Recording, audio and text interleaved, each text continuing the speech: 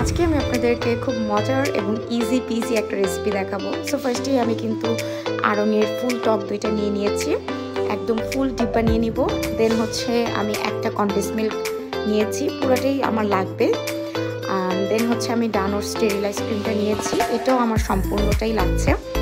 এখানে এই তিনটে ইনগ্রিডিয়েন্টস একসাথে ভালো করে মিক্স করে নিব আমি, যেন কোনো রকমের লাম্পস বা দানা দানা না থাকে।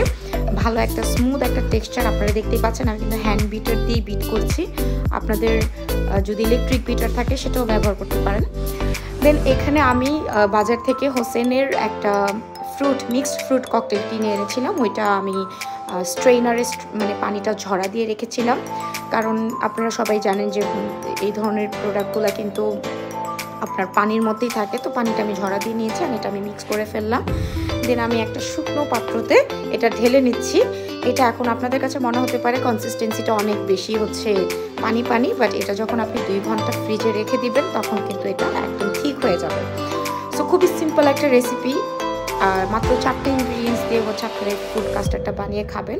এবং অবশ্যই রেসিপিটা আপনারা ট্রাই করে আমাকে কমেন্টে জানাবেন যে রেসিপিটা কীরকম লেগেছে। সো আল্লাহ হাফেজ।